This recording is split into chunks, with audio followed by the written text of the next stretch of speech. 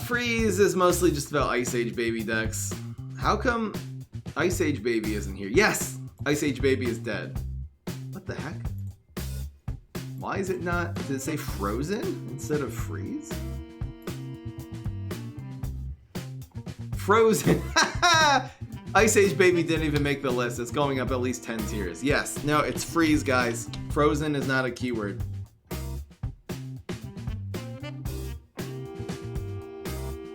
What's going on, everybody? This is Fry. So today we are doing a suggestion that I got from you guys in the comment section of past tier lists. That is the keyword tier list. So that's going to be everything from amphibious to Strikethrough to deadly. We're going to be rating how good competitively are the keywords, how much value does it really add to something to have these keywords. There's a couple of weird keywords too, like you can see bonus attack is coming up, which technically is a keyword because it's sort of a word that just means something in this game. So I'll include everything that my tier list, professional tier list compiler has compiled for me. Thank you again to Barry Bama for making all these really professional looking icons for these tier lists. And we are just going to begin. Now, when I get into every single one, we're going to be starting with amphibious. I'm just going to go to search and I'm going to type in the word amphibious. So we're going to be able to see in general what are all the cards in the tier list. So I'm going to be sort of rating in terms of the practical usage. Are there good cards with amphibious or with anti-hero, with armor, etc.?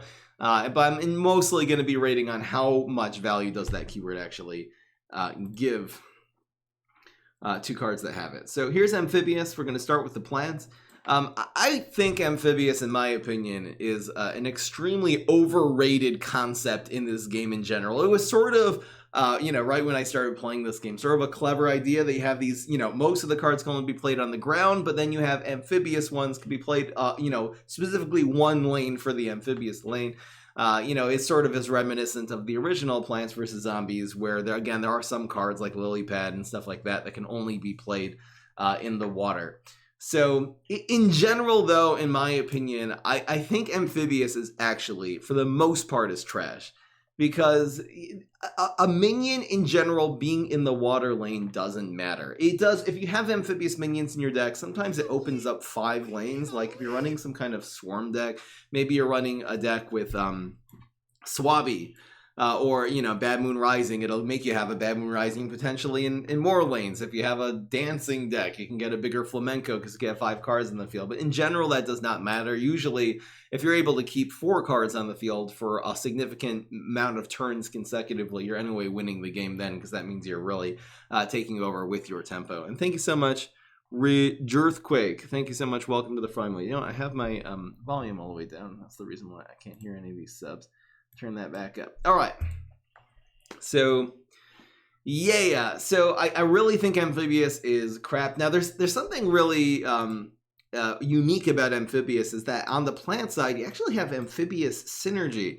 And that is with this couple cards. You have Navy Bean, which will make all your amphibious plants 1/1. It's kind of weird to have actually a keyword synergy. Most of them do not.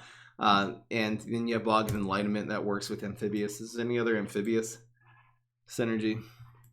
Anyway, but again, amphibious decks, we used to have a little fun with Citron and do snake grass and protect it with Citron superpowers, and this will grow, and then you come in with the Navy Bean. Really, those are not top tier decks at all. Oh, and Marine Bean. Marine Bean's thank you guys. I knew there was one other amphibious synergy card. Marine Bean also gains 1/1. Again, when I saw this, I got excited. I'm like, oh, amphibious synergy is going to be a thing. No, it's not. This isn't a good card. It's so hard to have even one other amphibious minion on the field. And then this is like a 4/3. Okay, that's fine stats. You really need there to be 2 amphibious minions to survive, to basically be on the field for this to even be even get its value. Otherwise, this is usually just a 3-cost 3/2, which is not very good. We need a leap. Thank you, Lego Brickster, most fun keyword is for subscribing. Real appreciate it. It looks like there's your sub. Anyway, I'll tell you another problem I have with amphibious minions. The good amphibious minions, by the way, like Dragon and like Brainana, they're not good because they're amphibious. If these cards were not amphibious, they would be basically just as good. How many times do you end up playing Dragon in the water? Like 1 out of every 10. Usually, since it has splash damage, you want to play in the water. Brainana's nice because it adds a little attack in the water, but it's really not necessary. Like there's even the good amphibious cards didn't even need to be amphibious. It doesn't add anything. I guess we'll go and just check this real quick on the zombie side. Again, there's some good amphibious cards, but this didn't need to be amphibious to be good, really. You almost never play Goat in the water because then it just pings your opponent's block meter. You usually want to stick this in front of something. Pop it back into your hand. You don't need amphibious minions in your deck. All you need is sometimes a way to deal with your opponent's amphibious minions. And the only real card that's an amphibious card that you just need to be able to answer, and it really benefits a lot from being in the water lane because of its low stats, is Toxic Waste Nymph. This is like the one card that, because this doesn't just affect itself. If this was just a 2-cost 2/2, obviously would stink. This affects your entire field and makes all of your guys deadly, which is a very strong keyword in this game. We'll get to that a little bit later. So you do need an answer to Toxic Waste Nymph, but again, you don't need an amphibious minion to answer this because usually you'll have Berry Blast, you'll have Banana Bomb, you'll even have, I guess, Sweet Pea is a good answer to this sort of thing. Can drag it out of the amphibious lane. You know, Hot Day. Usually, whatever you have, whether it be a big card, you're going to have your normal big removal, and your small cards are going to have normal small removal. Anyway, nowadays in the meta, Toxic Waste Nymph is not such a huge play around. It's usually much more prevalent, but it really is not used quite as often. So I really think, okay, I'm going to tell you one more thing about the amphibious tribe. And this is the real reason why amphibious decks are not good. It's because whenever the devs added amphibious keyword to a card, they always reduced its stats. Like, look how bad. This is the only keyword that says has team up to amphibious. Try to find like a really good example. Like a 3-cost 3/2 is not good. The only thing this has is amphibious, and it really does not make up for its poor stats. Even Mayflower, that has a similar amount of stats, not a very good ability because it's going to be conjuring you random stuff. Like, what's another really good example of this? Like Sting Bean. Again, we've had this is useful in a couple decks, but the amount that this is so much worse than Galactic Cactus, so much worse.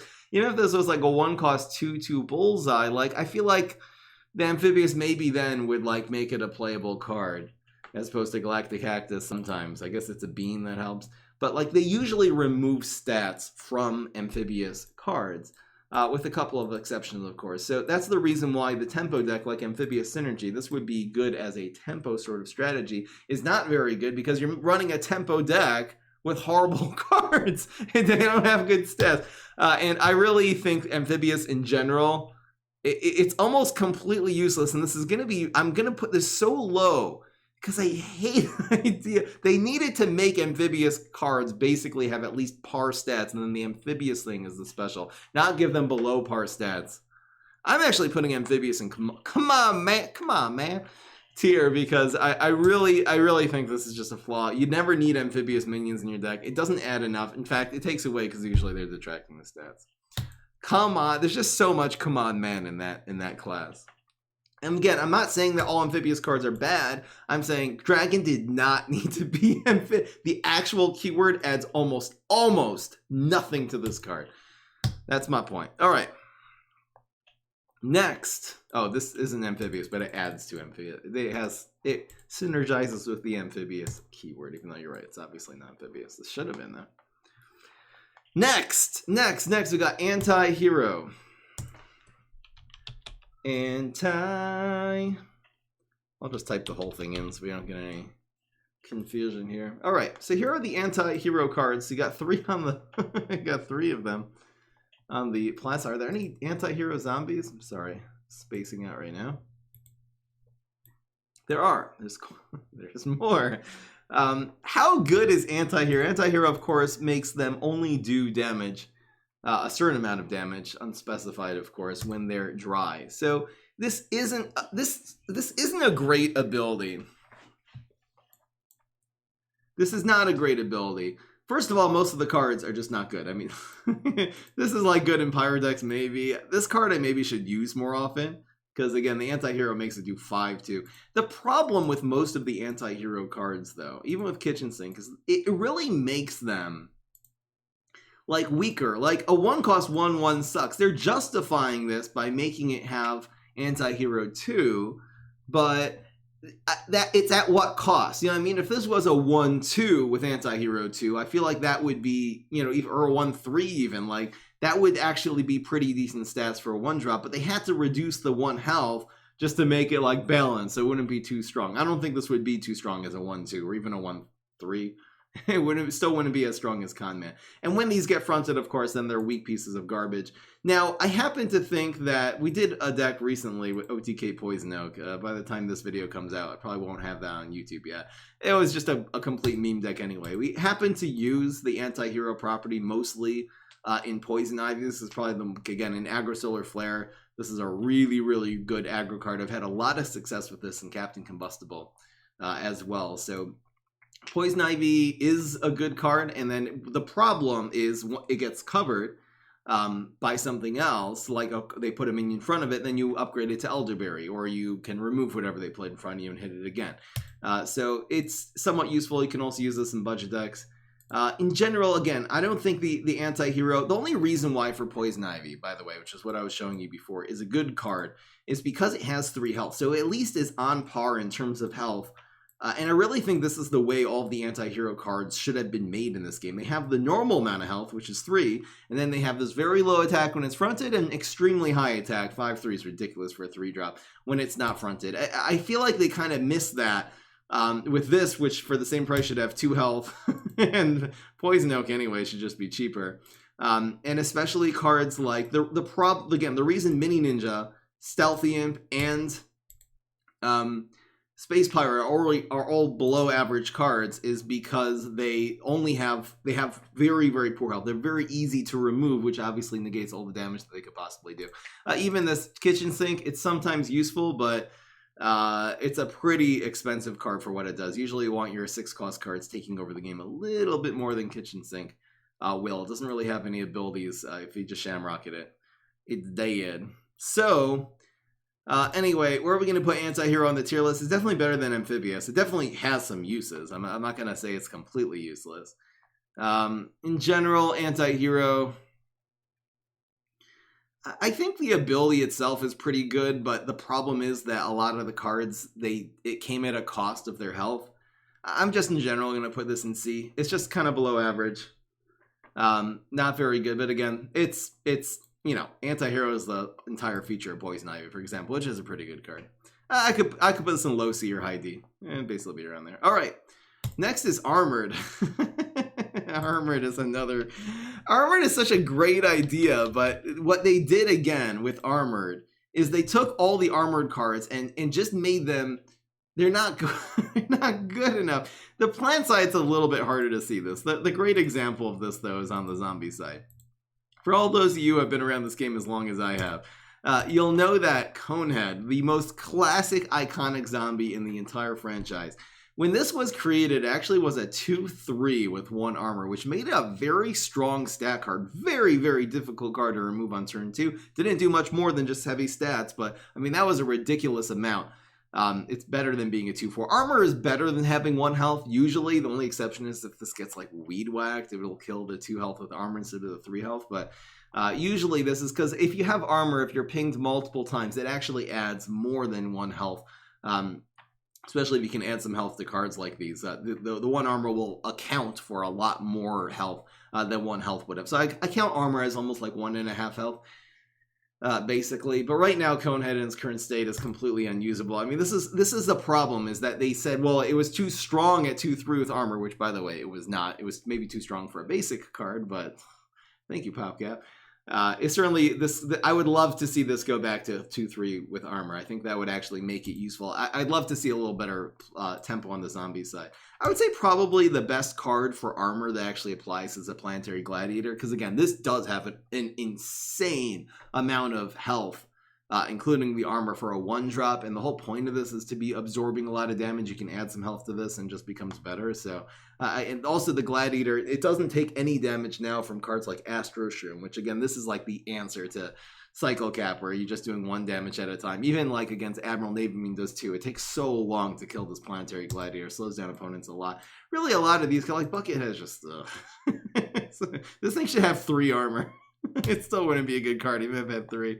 The only thing with 2 armor, of course, in the game is Knight. But again, this is also a really horrible card. Just does not do enough for a set. Way too expensive. This thing could cost 5. It wouldn't even be that good of a card. Little armor on the football cards. This doesn't have armor, but it creates something with armor.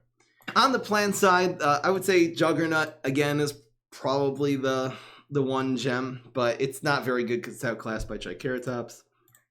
These are all not extremely useful cards. I know Soul Patch is cool in the same way Gladiator does, but again, Gladiator as a 1-cost card is very, very versatile. Soul Patch is very, very hard to even find at a place in any deck.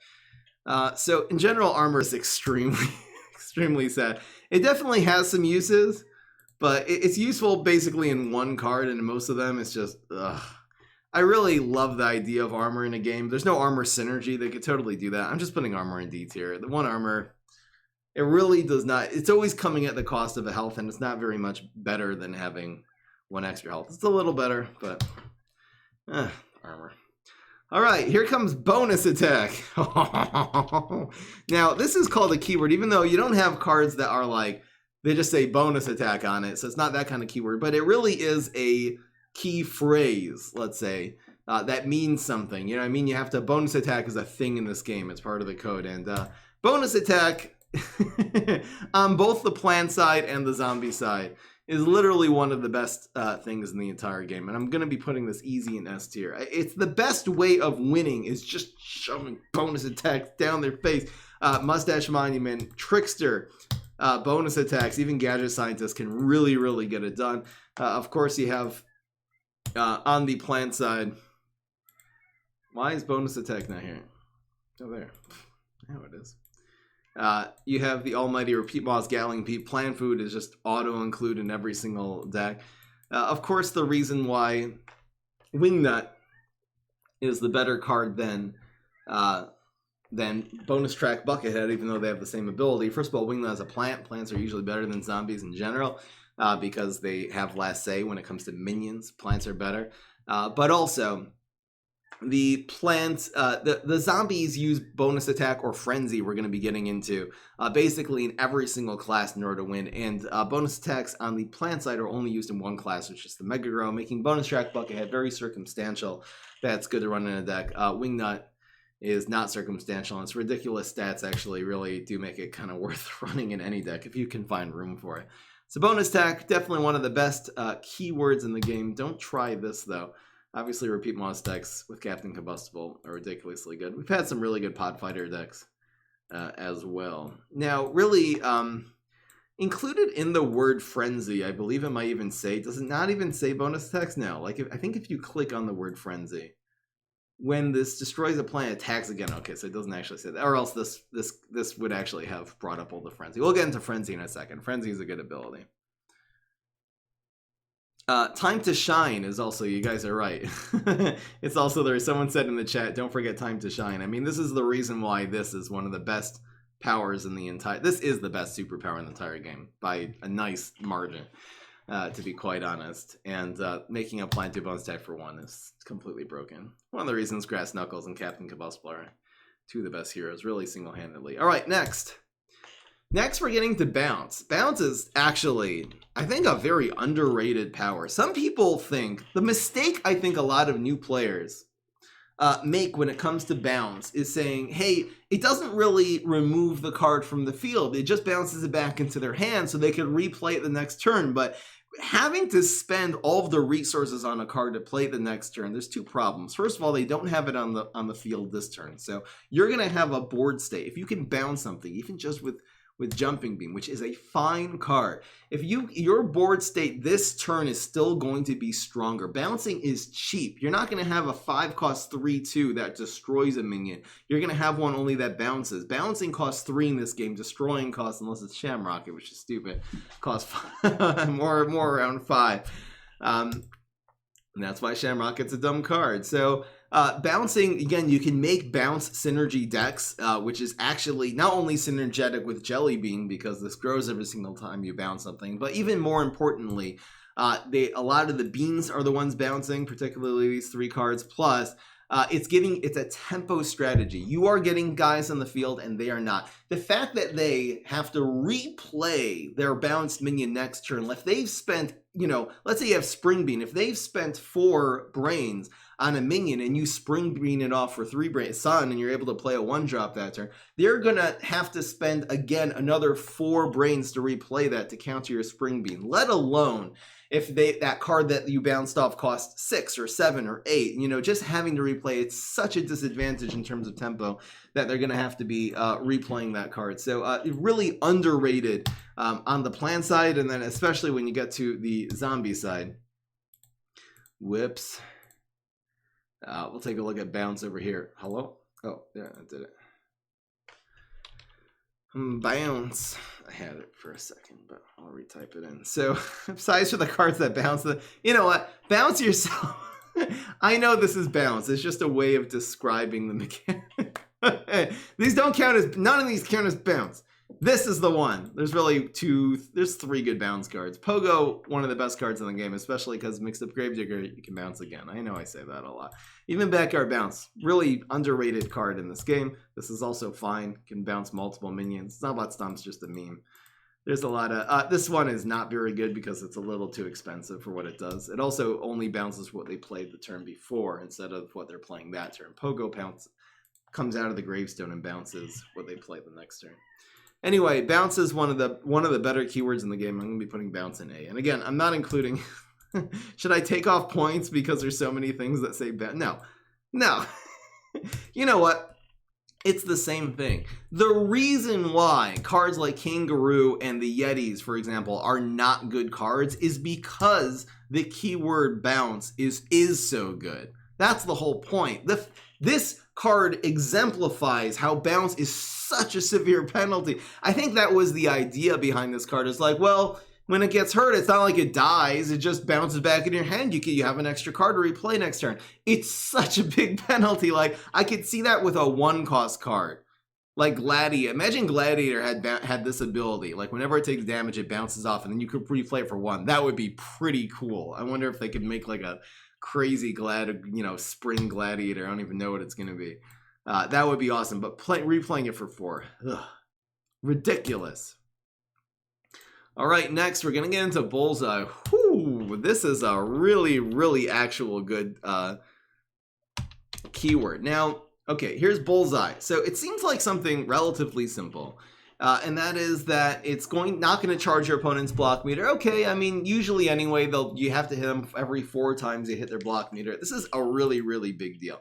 First of all, it makes you just end up doing throughout the game so much more damage. If they have an empty block meter, your key shots are going to be able to hit, especially if you're playing cards on turns 1, 2, 3. Usually, they're going to be blocking like on turn 4 or 5. And that's usually a lot of damage that you're doing that turn. If you have even had 1 or 2 of those shots being Bullseye, you're going to get that damage in. Bullseye is really worth a lot. A Bullseye, for me, is almost worth an entire point of damage, sometimes even more. Because, like, what would you rather do? 3 damage or 2 Bullseye? My answer usually is 2 Bullseye. And sometimes you have that opportunity. Like, you have 2 minions to play. One has 2 Bullseye, one has 3 damage. You usually want to get the 2 Bullseye in. Obviously, depends on the situation. Also, if you are Bullseye, then you can finish off opponents. They just have 2 health left, but they got a full block meter, Galactic Cactus. Any of your Bullseye cards are going to absolutely wreck them. Bullseye is really necessary for cards like Astro Shroom. That would be really, really bad if they were constantly charging your opponent's block meter. Another thing about Bullseye, the fact not only do you end up doing more damage when your cards have Bullseye, there's another important thing too. Your opponent doesn't block, so your opponent does not get those free superpowers. Superpowers are worth a lot. There's a lot of really good. Each superpower is worth like a 2 or 3 cost card, and if you play it right when you block, you get to play that for free. So you're basically going to, every time you block and your opponent doesn't, you get an extra 2 sun or brains worth of value on your field than your opponent does, which is a really insane amount of tempo. Blocking in this game is super, super OP. It's kind of something very unique about PvZ Heroes. Cards like Conan, there's so many good. The Bullseye is ridiculous. This card didn't even need Bullseye. It's just really, really good. I love giving extra attack, by the way, to your Teleportation Zombie and Gatekeeper in their Bullseye. You put Maniacal Laugh or even, you know, Sugar Retreat on these. And then use Gadget Scientist bonus attack. You can just completely wreck opponents that way. This is kind of the ultimate Bullseye card because it not only Bullseye, but it drains their block meter, which is kind of cool. Anyway, guys, Bullseye is really, really good. It's an entire way of doing aggro. There's two real ways of doing aggro. One is high attack cards. The other one is a lot of small Bullseye cards, and it's a very, very legitimate way of making decks in this game. So Bullseye overall, I'm going to be putting in A tier because I really it's actually a premier strategy, not just in one or two decks, but in a lot of decks. Bullseye really, really, really good. It used to be True Strike. That's the name of Bullseye used to be way back in the day. All right, next is Conjure.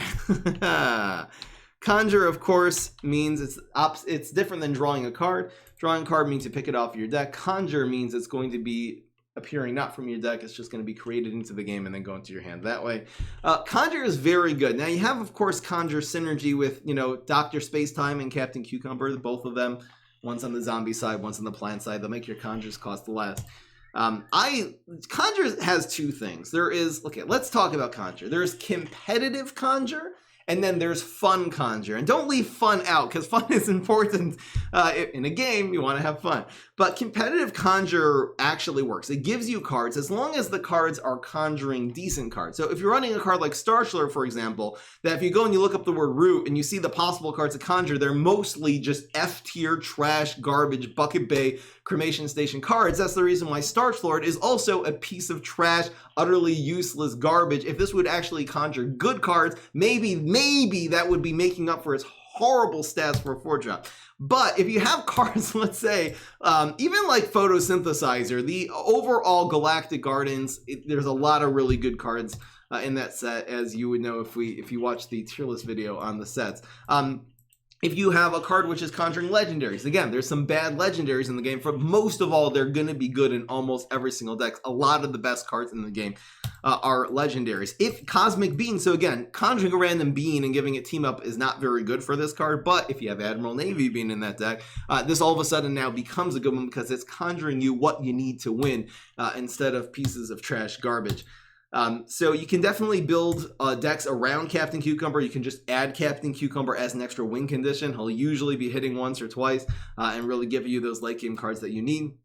Conjure on the zombie side too. Again, the main synergy for Conjure is going to be Spacetime, who's conjuring cards, also makes all your cards conjure cost less, but you can build it around him or you don't have to, because again, if you're conjuring random superpower, Quasar Wizard is a good card. If your conjure cards come from Cheese Cutter and they cost one less, this is I talked about Cheese Cutter in the Beastie tier list. The gourmet cards are very good to be conjuring, especially if they cost one less, especially early in the game. That's the reason why Cheese Cutter is very good. So again, if you're conjuring good things, it's a good idea. If you're conjuring mediocre cards with a 4-cost card, it's usually pretty bad. But overall, Conjure is a competitive strat. There's so many decks will have some form of Conjure in it.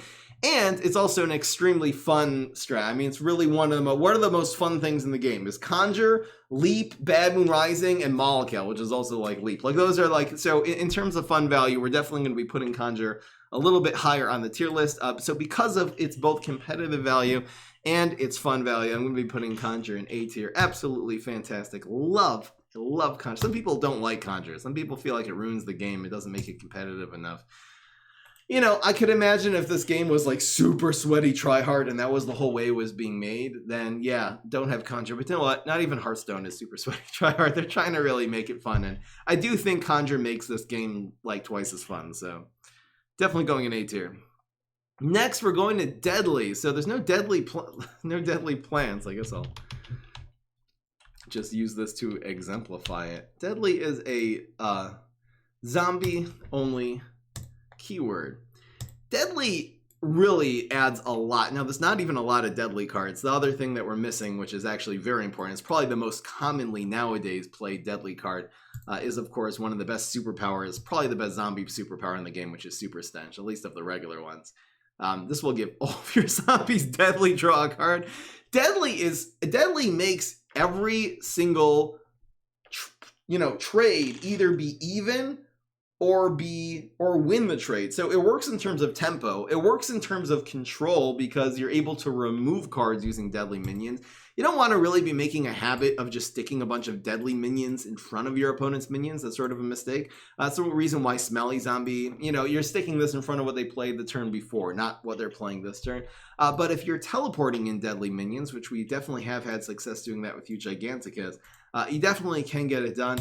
But I would say the main, again, deadly card is actually this. Adding this to a field, you're establishing some tempo. You have a couple little this and that. If it's Infinity, who also has this power, you have your little Infinity clones, Imps, even Pogos on the field. They're very unthreatening. They try to make a good trade about, against them. And then all of a sudden this card comes in super stench. So deadly does add a lot. I can't say it's really... very dominant. So I'm not going to give this a super high tier. Just overall, I'm going to be putting this in B. Again, it's a very strong keyword. Doesn't have a lot of practical uses in the game, even though it certainly does have several. And again, the two heroes that have direct access to deadly through the superpowers. That's really good. Again, Toxic Waste Imp. This is a card, sits in the water, makes all your guys deadly. This is a decent card. It dies too badly. There's been cards added to the game like Banana Bomb and Lima Pleurodon and cards. That's some of the reasons why Toxic Waste Imp has become a lot worse. There's a lot of one-cost cards to answer it now, but anyway, we'll put it in B. All right. Next is Dino Roar. I'll start on the plant side for this one too. I love dinosaur decks. I think the word dino will suffice for this. So here's all the Dino Roar cards. Really neat idea that it grows by 1. Almost all the Dino Roars are the same, is that it grows by 1/1 whenever you draw a card. Now, there are some exceptions. These Raptors only grow by 1 attack instead of 1 health. Lima Pleurodon. I guess it's actually not true. There's only like 3 Dino Roars that make you grow 1. Most of them are not. These grow by attack. This conjures magic beanstalks into your deck, which is cool. Really unique. And this will heal all your guys for 1 every single time. So again, dinosaurs are really good. Some of these are some of the better cards, literally better cards in the game, especially Triceratops. It really allows you, now you don't have to actually draw a card in order to trigger Dino Roar. You can also conjure a card, which makes this a lot more useful, combining Triceratops with Captain Cucumber or with Primal Walnut. Really classic combo for Grass Knuckles. Let's see what the Dino Roars are on the zombie side. You're right, most of the Dino Roars, I always have this association that Dino Roar kind of automatically means grow 1/1, but this is grow 1/1 plus insane ability. Not a very good card still because they're hard to activate. This is maybe a little more useful. This will make a random guy. This will do 2 damage, a random lane, grow your guys, and this grows by 2 instead of 1. So kind of cool mixed bag. I would say the dinos on the plant side are easily better than the zombie side. The only really good dinosaur is probably this one. The rest of these are a little too expensive for what they do. Every once in a while, you'll find good decks with other dinosaurs, but yeah, so Dino Roar is weird because it depends Dino Roar what. I think it also depends how much the card costs. It's kind of like hard to say how much Dino Roar itself adds to a card. So I'm going to really just base this in terms of what the general, how good the cards are. I think the plants are extremely good. Very top tier, list tier. Zombies, maybe a little bit less. I'll put Dino Roar in B. I think it's very solid. And it's fun. It's also fun. It enables Conjure. It makes a very fun strategy actually good. So all right, that's what we're doing. Here's Double Strike. Double Strike is the next. This is going to be on plants only. We'll look into Double Strike.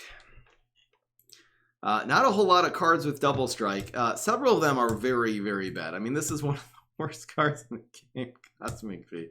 Also not very good. Really, this is Coffee Grounds is also one of the worst environments in the game. The reason is, of course, is because giving a guy Double Strike, this is not an ability which applies immediately to a card.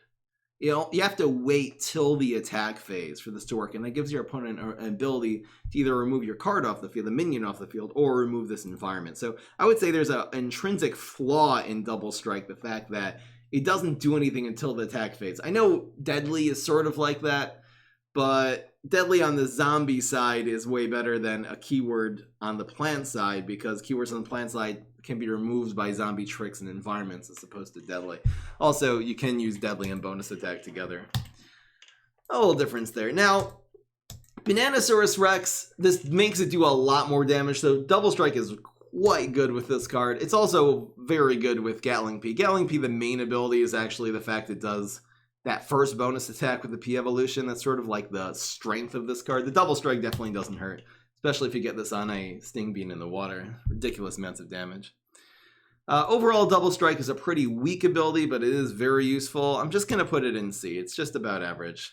Most of the time, though, Double Strike is garbage, even though it's not even really like the entire thing of why Banana... It's kind of the entire thing why Bananasaurus Rex is, not a little bit less so for Gatling, even though it definitely adds something. All right. Next is the word evolution. So this is something they added in the, was it Triassic or Colossal? It's all just a blur to me at this point. Looks like Colossal. But anyway, your evolution means, of course, you stick it onto another card. So evolution is actually a keyword which sometimes is really good, sometimes is bad. If the entire card is only good when it has evolution, it makes actually the card a lot worse. That's actually one of the intrinsic flaws of Savage Spinach, because this is only useful 4 cost 3/6. It's only useful when you have evolution, and the evolution is very specific. So it really depends what kind of evolution. General evolution is obviously way better. The reason this isn't good is because there's not a lot of very good cheap leafy cards in the game. Cards, again, this is team up evolution, which is also very specific, but Cop Cannon is in general 6 cost 6/6, has a very good ability even without the evolution, and the evolution does a lot. Destroy a zombie is a really, really valuable, evolution. So it depends so much what the specific is, what the card is, how much it costs, and destroy a zombie. Generally, though, the thing that all evolution has in common is you gotta run a lot of cheap cards in your deck in order to buff it up. Of course, you got Chromag here. Again, it's very limited because you have to have that 1 cost card. Every once in a while, though, this is obviously ridiculous. And Chromag adds, like 7 attack to your field, which is a lot for a card like this. Again, you need very specific mushrooms. So Gloom Mushroom's okay. Every once in a while, this is amazing. Makes you have to build specific deck archetypes. This ability, again, doing a bonus attack for P evolution, very specific, but really, really good ability. I would say the same thing with Elderberry. Now, its ability of gaining 3 is not the strongest ability. It is for a Strikethrough card, though. Plus, it's Plant Evolution, which is very non-specific. Let's see what we got on the zombie side. Evolution's a cool concept. I don't have a problem with it. I just have a problem because it just ruins a lot of cards. Happens to be we found the uses at a Headhunter, but like... poor Gizzard Lizard. It probably, if this didn't have evolution, was just 3, do 2 to each plant. It still wouldn't be like OP. Maybe it would. You'd have to like teleport it in order for it to affect what you're playing this turn because it's a dry minion. It's good with Blob. Evolution seems strong. It's kind of bad instead. It also just makes the Primal Cheese Shover. Not only is this a card that only controls that they played the turn before, but it also costs you an entire zombie to play and gives you a crappy one relative to its cost. Where are we going to put evolution? It's tough. I mean, there's a lot of really strong evolutions in this game. Headhunters is good. Fossil Head is good. I know Evolutionary Leap ended up in here, but it's not an actual evolution card. It's either in B or C. Ugh, there's so much crap in here. But again, we have had good success with Yeti. I'll actually give this the benefit of the doubt and put evolution in B. The reason is, again, even though there's a lot of really crappy evolution cards, but there are some that really are extremely good, and it's sort of like a nice little concept in this game. So I'll give it the low B, high C. Right. Next, we are gonna do freeze. I guess freeze is a keyword. Freeze is mostly just about Ice Age Baby decks. How come Ice Age Baby isn't here? Yes! Ice Age Baby is dead. What the heck? Why is it not... Did it say Frozen instead of Freeze? Frozen! Ice Age Baby didn't even make the list. It's going up at least 10 tiers. Yes. No, it's Freeze, guys. Frozen is not a keyword. Frozen doesn't even count. It's not even a thing, guys. It's not... Stupid Ice Age Baby. All right, good. This was going to go in F tier, but now we have something to talk about. Freeze is really annoying to play against, though. I might put this in F tier anyway. Frozen. It's kind of crap. I guess Winter Squash is also not. How would I even include these? I have to have just FR? Oh my gosh, this is not working. Let it go, let it go. Guys, we have Frozen Synergy. Overall, Freeze is an okay strategy. It's not even top tier, especially on the zombie side. Most of the Freeze cards are actually garbage. It's an okay with the Yeti, okay with the mustache. It's just not worth it. It's kind of really bad. The problem is with Freeze is that it doesn't really remove any of their stats off the field, so it prevents damage. Almost think of this as like healing for a little bit. Every once in a while, it can make a good trade. If you freeze something that you have a minion in front of, it's good. Also, if you have Winter Squash removing cards, if you have a 1-cost card like Ice Age Baby who's benefiting from the freeze and growing insane amounts for a 1-cost card, that's what actually makes Ice Age Baby competitive. Alright, Freeze is going in F. I hate Freeze. I hate Freeze. Never mind. It didn't make it. It didn't make it. It was going to be higher. It was going to be... Freeze sucks. Freeze is garbage. Freeze is completely garbage. I don't care. I don't care. Plus Ice Age Baby. Ugh. Ugh. Gross. Alright, next. Next is Frenzy. We're going in alphabetical order, by the way. For those of you who didn't know. Alright. So, Frenzy it's a zombie-only thing. This is actually one of the better keywords in the game. We're going to get into Strikethrough later. I honestly think that Strikethrough is better than Frenzy. Maybe I'll explain that now. Strikethrough works even if your own minion dies. If a Frenzy minion dies, it does not do Frenzy. That's one of the biggest differences between Frenzy and Strikethrough. Every once in a while, you'll find Frenzy be better than Strikethrough. It's very, very rare to find those occasions. But nonetheless, Frenzy is quite good on the zombie side. Mostly because of this one card, and that is going viral. This is one of the best win condition cards in the entire game. It makes all of your guys, instead of just being lumps of coal sitting on the field, actually makes them able to hit your opponent's face, which is the point of PvZ heroes, is to do 20 damage to your opponent's hero. People forget that a lot. Now, there's a lot of Frenzy cards which are not very good. Because of their Frenzy and maybe other abilities, they end up with really weak stats. Your guys have to win a trade in order for Frenzy to work, and a card having low stats and Frenzy is just useless. So there's also a lot of cards with Frenzy that are just big dry zombies, and they're not very good cards at all. Bounty Hunter is okay. Adding it as a trick and a lot of attack, like, again, you need it to win a trade. So this is why Maniacal Laugh is one of the better cards in this game, is because if you're adding a ton of stats plus Frenzy, so great, you've buffed up a guy. Like if this just said add 5/5, this would be a horrible card. But now it helps you win the game with Frenzy, which is awesome. So overall, for most things, Frenzy is not very good, but it is one of the best ideas in the game. You also have, of course, some superpowers that give you Frenzy. That would be this one. Possessed, which is a decent power. It's not bad. Not bad. Area 22. Really not a bad card. It adds stats. That's the key. It also has to, right, so there's two reasons why Frenzy's worse. One is because your guy has to live. Also, the plant has to die. Strikethrough works no matter what. Frenzy does not. I'm going to put Frenzy. I'll put Frenzy in B. Because in general, it's not good. A couple times it's amazing. And again, it has some drawbacks in terms of how finicky it is, that your guy has to live and their guy has to die. And that's why I'm putting it in B tier. All right. Next. But it does make you do bonus attacks, which is good. Next is Fusion. Here we go for Fusion. So Fusion is really the counterpart of Evolution. Fusion means the bottom card can be covered by anything, as opposed to Evolution means the top one is covered. I don't think there's any specific fusions in the game, so all these fusion cards can be covered by whatever. Most of the fusion cards are garbage. This is okay. Okay, I guess with Headhunter, this is really, really good. So you got like one fusion per class. They kind of added that in. Most of the fusions are not good enough, which is going to affect its final score. I mean, the only real good one was Mustache. Buried Treasure is a fun card.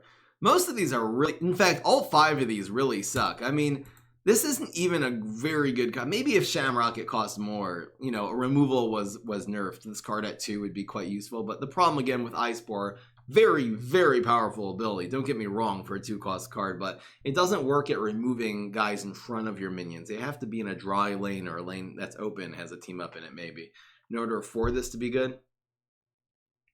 So, you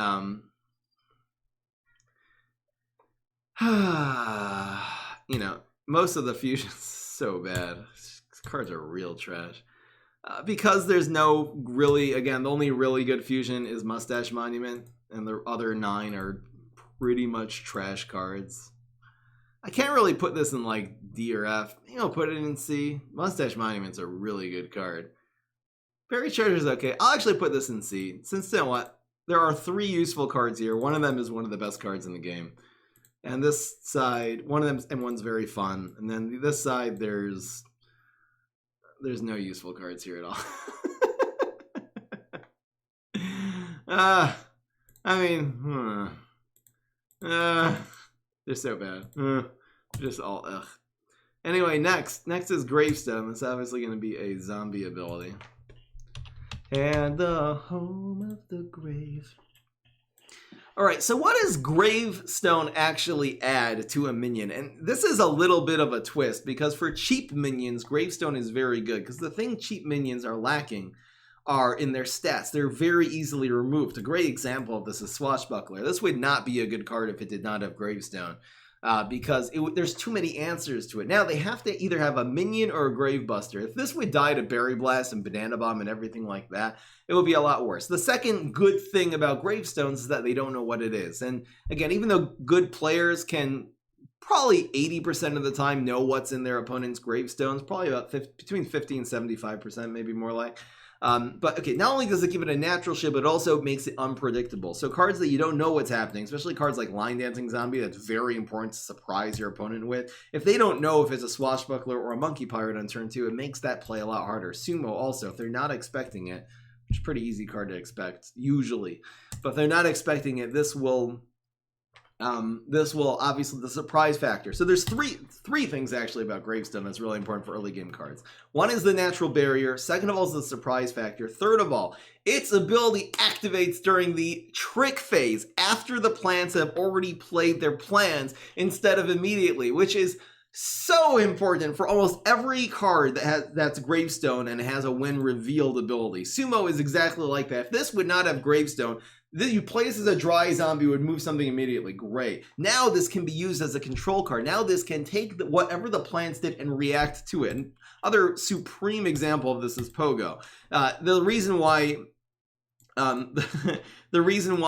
whatever it's called, Blow Imp, is a bad card is because its bounce happens during the minion phase. This happens during the trick phase. It will remove whatever they have already played. So that's 3 really, really strong abilities about Gravestone. Now, the shortcomings of Gravestone are the fact that they make them worse to Gravebuster. Gravebuster is a 2-cost card. Blockbuster is a 4-cost card that requires another minion on the field. It's a sort of expensive way to do it. Let's say, you know, it probably averages out after you get rid of the evolution and stuff to about a 2 or 3 cost card.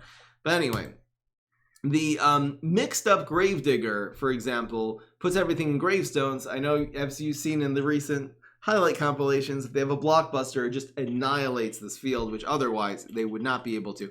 A lot of real expensive cards like Binary Stars, it's really hard to run in a deck because if you build a whole deck around this and they have a Gravebuster, they just win. Same thing really happens for Rodeo Garg. Late game, that's one of the many weaknesses of Battle Cruiser, even Surprise Garg and Gargolith. Like, the fact that there's such cheap answers to these does definitely take away from their valuability. Overall, Gravestone is a good thing. In general, cards are better if they have Gravestone than if they didn't. Especially Teleportation Zombie, are you kidding me? This is so much better with Gravestone because it has this natural barrier. Worst case scenario, you'll trade a 2-cost card for a 2-cost card. So Gravestone's a great ability. I'm not going to say it's game, well, it's weird because for certain cards it is game defining. It actually is a very game defining, not because of the natural barrier, but because it happens during the trick phase. That's actually probably the most significant part of Gravestone, is the fact that it activates abilities in the trick phase rather than in the attack phase. I know some of you guys think the natural barrier is the important part. It's really not, especially for small stat cards like this. So The surprise factor, obviously, you know, for Tomb Raiser, very, very important for this to have Gravestone. Actually, it would be better because then you could teleport it in. No, this would be better. Gravestone really ruins. That's one thing I didn't say. Gravestone, if the card doesn't have an active ability, it has more of a passive ability, Gravestone actually ruins a lot of cards. Tomb Raiser is a great example of that, actually. If you could teleport this in, this card would be 10 times better. This would be an easy 2 minions for 4 brains, I guess, plus a teleport, which is really good. The other amazing example of this is Binary Stars. If this was not a Gravestone, this would be OP. You would never stick this dry in the field and expect it to live. You'd always be teleporting this in. This with Professor Brainstorm, if it did not have Gravestone, would be ridiculously strong. Teleport this in and then just do anything. Then play a Trickster the next turn. It's so easy. If you have to play this, let them react with their Gravebusters. You know, let the plants react to it since you're playing it in the Gravestone, or if you teleport it in, its ability doesn't happen until the next turn's Gravestone, trick phase. It does end up ruining a lot of cards. Anyway, that's what I have to say about Gravestones. We're going to put it on the tier list now. It's so important. It's so bad. I think the fact that it ruins a lot of cards and actually makes them worse, I'm going to take away a little points. I think overall I'll put Gravestone in B.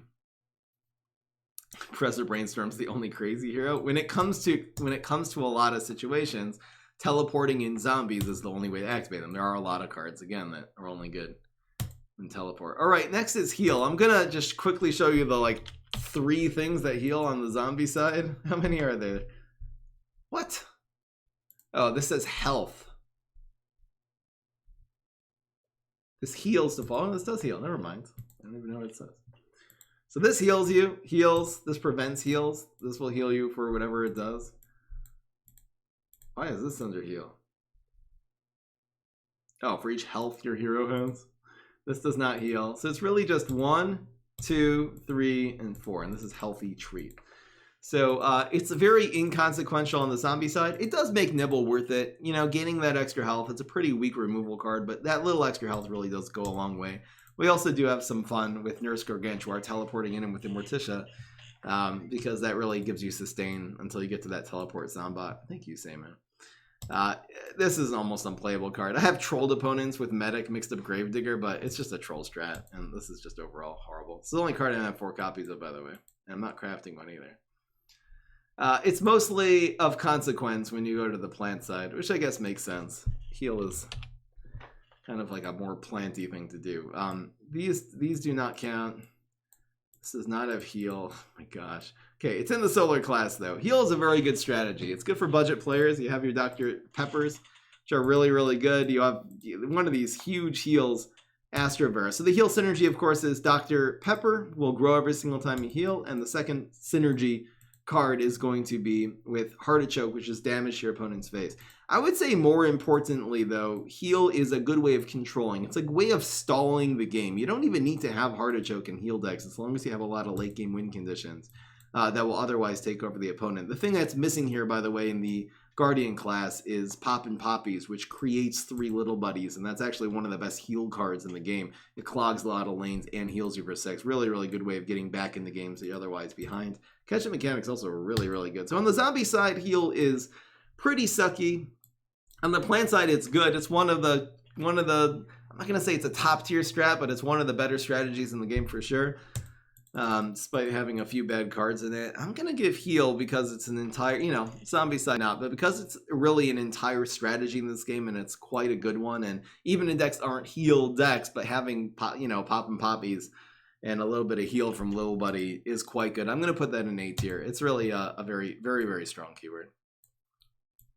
There's also heal superpowers, right, of course. You have Geyser, which is decent, and you have Heroic Health, which is actually one of the worst superpowers because, again, Heroic Health, the whole point of superpowers is that they give you all this extra tempo. This doesn't add any tempo. You don't have enough heal to really sustain this way as zombies. I just have found Heroic Health usually being useless, especially if it's in your starting superpower. It's really, really bad. But every once in a while, Heroic Health just saves you. I mean, how many games have we actually won because we happen to get a Heroic Health when we need it? So, all right, next, Hunt. Hunt is not a very good keyword. So we really have one hunt minion. This is hunters. It doesn't actually hunt. One hunt minion on the plant side, which is corn dog. This hunt actually, this will give negative points for a hunt because this would be significantly better if it did not have hunt. This would be a 2 cost 3/2 amphibious. 2 cost 3/2 is fine. Amphibious would be a great example then of how to like give a vanilla 2 cost 3/2, you know, viability as a plant in the water. This would be a great aggro card if it did not have hunt. The hunt makes it able to come out of the water lane, so it really negates the only advantage that it had of being amphibious, which is not good. What if the Velociraptor Hunters had hunt? That would be cool. I think they should add that to the game. They should do that in the fan-made game. How good is Hunt? Headhunter obviously doesn't count. So you got 5 cards with Hunt. It's not very good. I would say, look, this is okay. It's a good like budget control card. It's outclassed by obviously by Bungee Plumber, Cheese Cutter even, because then they have to front you instead of you fronting them. I haven't found a lot of success with the Cyborg. This is a cool one though because of its ability that whenever it leaves the lane it grows. This will give you. I've had a lot of success either using Hunting Grounds to activate cards like Garg and Garg, or using it, you know, with a turn 3 Gatekeeper, which really makes you control. This can turn any card into a control card, which is kind of really unique for an environment, besides for adding a lot of stats. It's a really good card. Again, this because of its ability, whenever it kills, destroys a planet, draws a card, so, and it has Frenzy. The Hunt is overall a really good thing for Bounty Hunter. This would be actually almost unplayable if not, because you have to really use this as a control card. It can't just draw you. This really would not be good without Hunt. This anyway is not a very good card. Overall Hunt sucks, but it has like 2 good cards. Hunt is really bad. The only card that's really mad, these 2 it really don't work at all without Hunt. These 2 also don't. Fine, I'll put you in C just to be nice. Just to be nice. What if Velociraptor Hunters had Hunt? It's a cool idea. Alright, next. Next is Overshoot. Overshoot. Okay, there's no plants with Overshoot, right? It's a zombie only ability. So we're gonna do an Overshoot. Alright, here we go. Why is Freeze F tier? Because Ice Age, baby. It's so annoying. Overshoot is not one of the better abilities in the game. We happen to have good success with like Disco Dance Floor, Headhunter, but these cards are really almost unplayable. The problem with Overshoot, it does direct damage to your opponent's face. It's just usually a very expensive way of getting in that damage. Like a 4-cost card that otherwise has mediocre, very, very below average stats and an only mediocre ability. The Overshoot 2, it's just a really expensive way of getting a mere 2 damage. If this had Overshoot 3, for example, this would be really good. It would be similar to, let's say, Bloomerang, a 4-cost card that, you know, it'll get a lot of the extra damage in.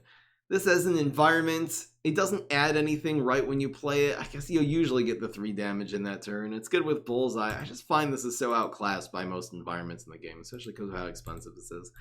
This again, this replaced its attack with its Overshoot. So the Overshoot 3 is ridiculously good for 2, but the problem is it can't protect itself the turn it's played.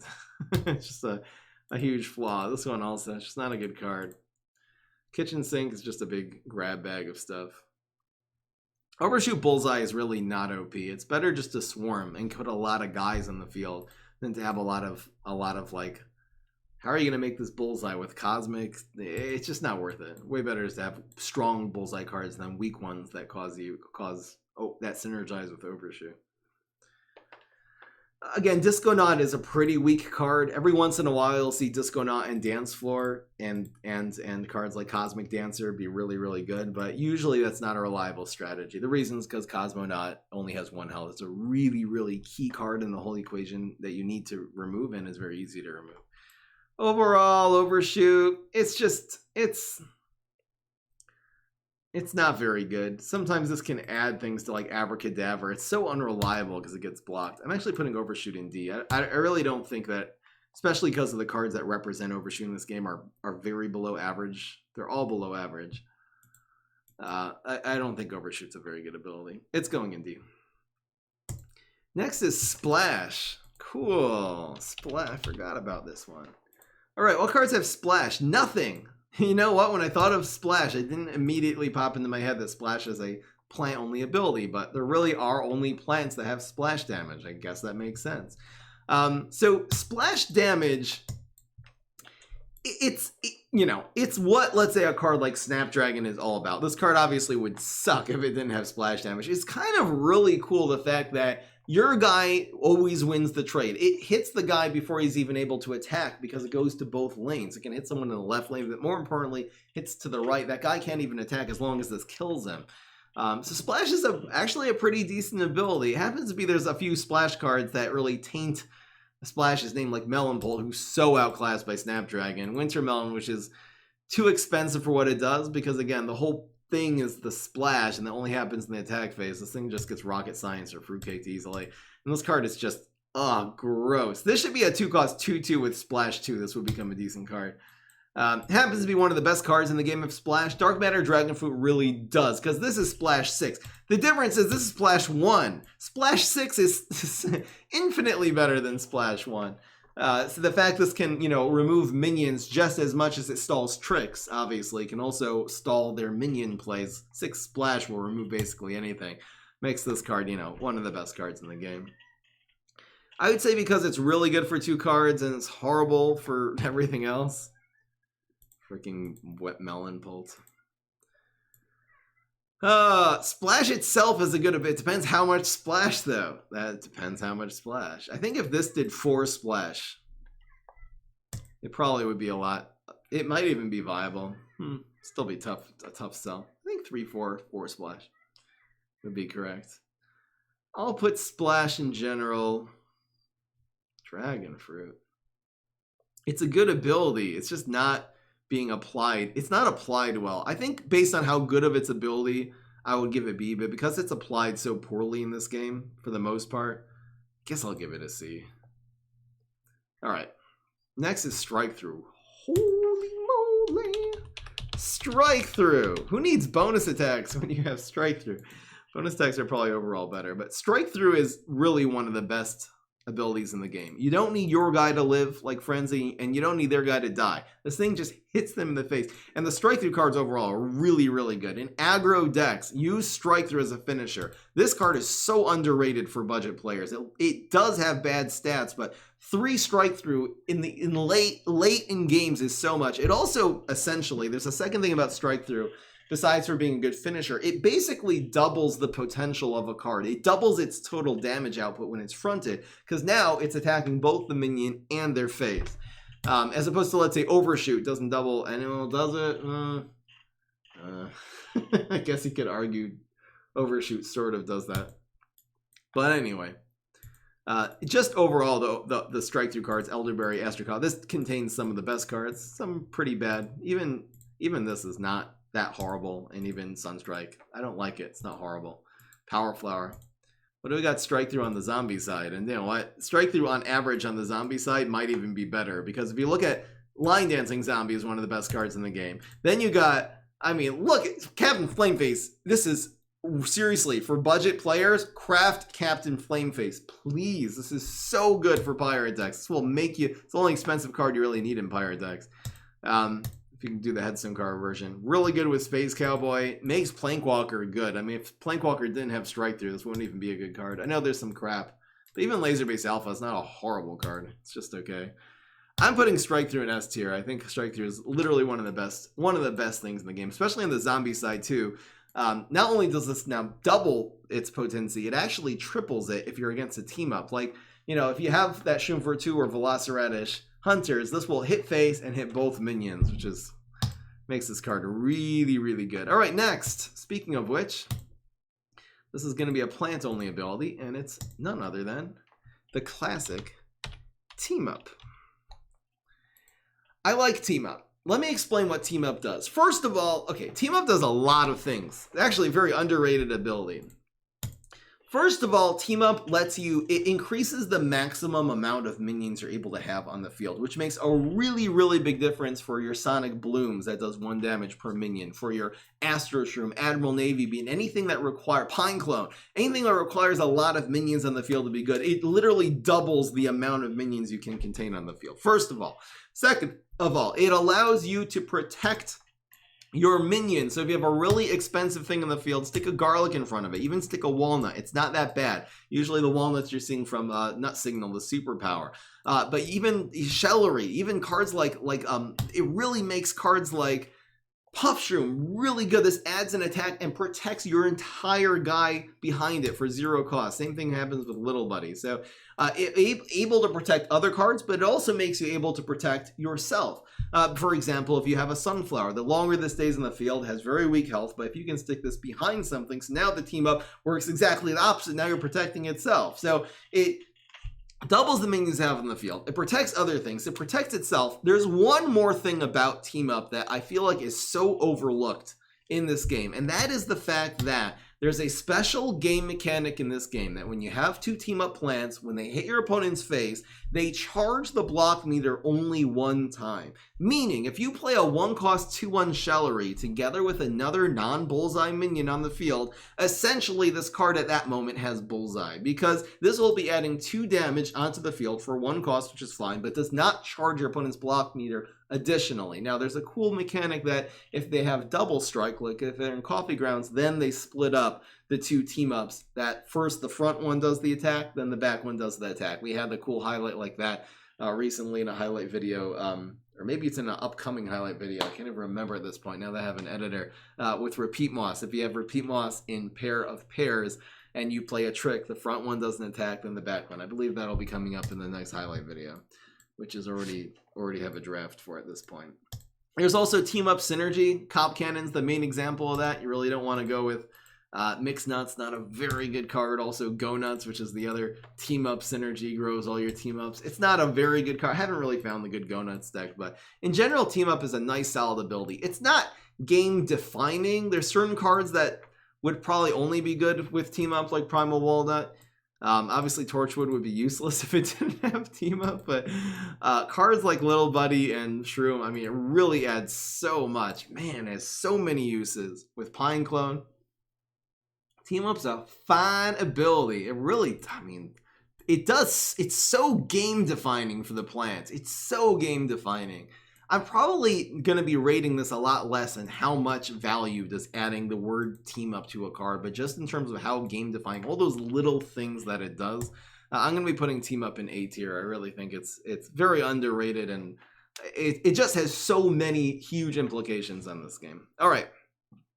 Not S tier because it's not. S tier I'm reserving for the things which are game winning. This is not necessarily game winning, it's game defining. Not a very big distinction. All right, next is Untrickable. So Untrickable is actually, it's so, the actual ability seems like it should be so good, but it's not. I'll tell you the problem with Untrickable in this game. Again, it's useful. Tricks don't work on it. You know, it'll make cards like Potatosaurus like viable. Obviously, without the Untrickable, that's what this is all about. It doesn't, you know, I think the problem with Untrickable is the way it's applied. It's not the problem. If there were a lot more cards with Untrickable, it would be a much better ability. Imagine Toxic Waste Imp had Untrickable. It would be a ridiculously good card because it's Untrickable and it's amphibious. And it adds a lot to the field. Very, very difficult card to remove. If Gargantuars, I could almost see in a later patch, just give every single zombie card that costs 5 or more, make it Untrickable. Then you won't have to nerf Shamrocket. Really, the real way you do that is just make Shamrocket cost 5. And Squash cost 6. But Untrickable would have been good if it was applied to very big cards that are very easily removed, just to sort of make them not removed very well. Like just also the Untrickable... the Untrickable cards on the zombie side, it's like Fossil Head, which again is fine. It's very hard to activate this. You need a very specific deck. It's okay. And then you have, again, Parasol's an okay card. It's just not, it also adds Untrickable in 2 lanes, which is kind of cool. But, I mean, it helps your cards from getting removed, but it doesn't help absolutely because, for example, Cob Cannon, Briar Rose, there's a lot of minions, even Eye Spores, a lot of minions that still can remove minions when they're Untrickable. Only protects against tricks. I mean, it's really not bad. It's just not, I feel like Untrickable is a much better keyword than the way it's applied to this game. Like, does Primal Walnut really make that much of a difference that it's Untrickable? It's mostly a 3-cost, 9-health guy that's team up, protects your guys, conjures something, makes your Dynoroars happen. The Untrickable is nice. It really is not defining this card at all. And again, the way it's applied with Umbrella Leaf is that this card only has 1 health. If this had 3 health, this would be a good card because it provides Untrickable. It's trickable itself, but then it doesn't die to anything. This just dies literally to anything. That's why Umbrella Leaf is not a very good card. So it's a great ability, but it's just applied extremely poorly in this game. And I'm just going to kind of give Untrickable C. I really think that it could have been applied a lot better to really be sort of a dominant force, a much more significant force in this game than it is. Anyway, guys, that's all the keywords. If you guys have any this was a great idea. A lot of people really suggested doing keywords like Strikethrough and stuff like that. So if you guys have any great ideas, keep them coming in the comment section below. But for now, that was the keyword tier list. Hope you guys enjoyed. I certainly did. Peace. This is Fry.